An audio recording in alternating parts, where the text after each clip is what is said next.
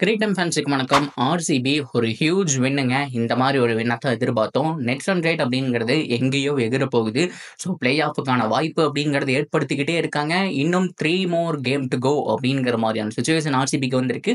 ஆனா இன்னைக்கு complete team performance இருந்தாலும் பேட்டிங்ல ஒரு சின்ன தடுமாற்றம் அப்படிங்கிறத நம்ம பார்த்தோம். ஸோ எனிவே ஒரு கம்ஃபர்டபிள் வின் தான். மேட்ச்ல என்ன நடந்துச்சு, எது டர்னிங் பாயிண்ட் அப்படிங்கிற கம்ப்ளீட் டீடைல இந்த வீடியோல பார்த்து தெரிஞ்சுக்கலாம். அதுக்கு முன்னாடி ஃபர்ஸ்ட் டைம் சேனலுக்கு வரீங்கன்னா மறக்காம சப்ஸ்கிரைப் பண்ணி சப்போர்ட் பண்ணுங்க. அப்பதான் அப்டேட் எல்லாமே உங்களை வந்து சேரும். சரி வாங்க வீடியோக்குள்ள போலாம். ஸோ ஃபர்ஸ்ட் ஆஃப் ஆல் நான் இதுக்கு முன்னாடி ஒரு வீடியோ போட்டிருந்தேன். அதே வந்துட்டு நம்ம ஷார்ட் வீடியோவாகவும் நம்ம போட்டிருந்தோம். அதில் என்ன மென்ஷன் பண்ணியிருந்தேன் அப்படின்னா, ஆர்ஜிபி இந்த தோல்வியை தழுவருக்கு ஏகப்பட்ட காரணங்கள் இருக்கு. அதுல முதல் காரணம் முகமது சிராஜ். அவர் எப்பவுமே பவர் பிளேல வந்துட்டு நல்லா பண்ணப்போலாம் ஆர்சிபி ஜெயிச்சிருக்காங்க. ஆனா இந்த வருஷம் ஒரு விக்கெட்டோ 2 விக்கெட்டோ அப்படிங்கிறத அவர் கன்சிஸ்டன்டா எடுக்கிறது கிடையாது. எக்கனாமிக்கலாவும் பார்த்தோம் அப்படின்னா பயங்கர எக்ஸ்பென்சிவா போயிட்டு இருக்காரு அப்படிங்கிற மாதிரி நம்ம பேசியிருந்தோம். அவரோட காதலியே போய் விழுந்துருச்சு போல. இன்னைக்கு அவர் எடுத்த அந்த 2 விக்கெட் ரொம்ப குரூசியலுங்க.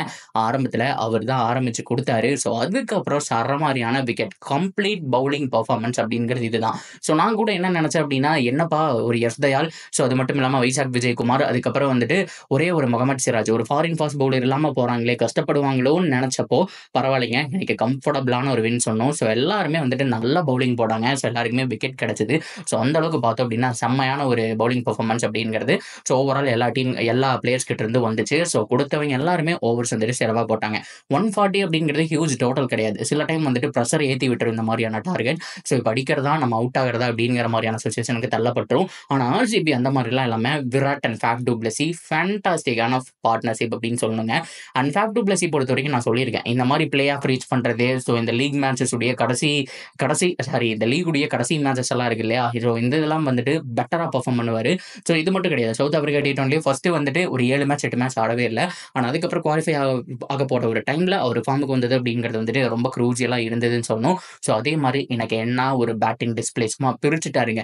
சரி ஓகே, விக்கெட் லாஸ் ஆகாம நல்ல ஒரு பார்ட்னர்ஷிப் போயிட்டு இருக்கு, இவங்களே மேட்சை முடிச்சு வச்சிருவாங்களா அப்படின்னு யோசிக்கும் போது அந்த ஒரு சின்ன தடுமாற்றம் பார்த்தோம். So Will Jacks, Rajat Patidar, so அதுக்கப்புறம் மேக்ஸ்வெல், கேமரோன் கிரீன் சொல்லிட்டு சரமாரியான விக்கெட்கள் 6 விக்கெட்டுகள் வந்துட்டு ரெகுலர் இன்டர்வல்ல பார்த்தோம் அப்படின்னா விழுந்துச்சு. ஸோ உண்மையாலுமே இது கொஞ்சம் மோசமான ஒரு விஷயம் சொல்லணும். ஸோ வின் பண்ணது ஓகே தான், பட் இருந்தாலும் கொஞ்சம் கம்ஃபர்டபுளா வின் பண்ணியிருக்கலாங்க. ஸோ இன்னுமே பார்த்தோம் அப்படின்னா சீக்கிரமா மேலே போயிருக்கலாம். ஆனா இவ்ளோ விக்கெட்ஸ் அப்படிங்கிறது அவங்க சைட்ல இருந்து லூஸ் பண்ணியிருக்கவே கூடாது அப்படிங்கிறது வந்துட்டு என்னுடைய கருத்து. இந்த இடத்துல நான் ரெஜிஸ்டர் பண்ணிக்கிறேன். பட் பரவாயில்லைங்க, கொஞ்சம் ஈஸியா ஜெயிக்க வேண்டிய மேட்ச் அப்படிங்கிறத கொஞ்சம் டஃப்பா காமிச்ச மாதிரியும் இருந்துச்சு. ஸோ அது மட்டும் இல்லாம பரவாயில்ல, கொஞ்சம் பரபரப்பா எடுத்துட்டு போன மாதிரி இருந்தது.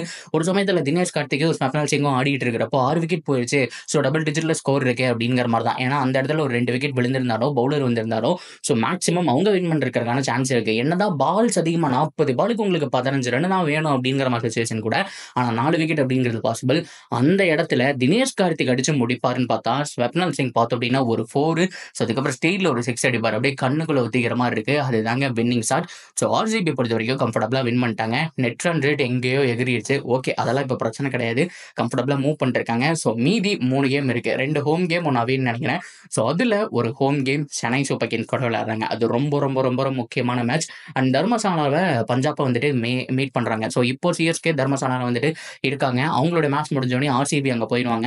ஸோ அவங்களும் பார்த்தோம் அப்படின்னா பஞ்சாப்பை முடிச்சு கட்டிட்டு மேலே போக போறாங்களா, ஸோ என்ன நடக்க போகுது, பாயிண்ட் டேபிள்ல ஏதாவது திருப்பம் ஏற்பட போகுது அப்படிங்கிறது எல்லாத்தையும் நம்ம பொறுத்து இருந்தா பார்க்கணும். ஸோ இன்னைக்கு ஆர்சிபியோட ஓவரால் பெர்ஃபார்மன்ஸ் பத்தி நீங்க எல்லாம் என்ன நினைக்கிறீங்க? என்னை பொறுத்த வரைக்கும் ஓகே தான், பட் பேட்டிங்ல ஸோ 4 ஃபயரான பேட்ஸ்மேன்ஸ் விக்கெட்டை விட்டுறக்கூடாது. ஏன்னா Patidar, Cameron Green, Will Jacks இவங்க எல்லாருமே ரொம்ப க்ரூசியலான ஆள். அண்ட் மேக்ஸ்வெல் எப்பயா ஃபார்முக்கு வருவேன் அப்படிங்கிற மாதிரி தான் தோணுது. ஸோ ஹோப்ஃபுல்லி அவரும் வருவார்னு எக்ஸ்பெக்ட் பண்ணலாம். ஸோ ஒன் ஆஃப் த ஒரு பெஸ்ட் கேமா இருந்தது ஆர்சிபியோட இந்த ஒரு சீரீஸ்ல அப்படின்னு நம்ம ரெஜிஸ்டர் பண்ணி தான் ஆகணும். ஸோ நீங்க என்ன நினைக்கிறீங்க அப்படிங்கிறத தாராளமா சொல்லுங்க. தொடர்ந்து அப்படியே சேனலோட இணைஞ்சிருங்க. சப்ஸ்கிரைப் பண்ணி சப்போர்ட் பண்ணுங்க.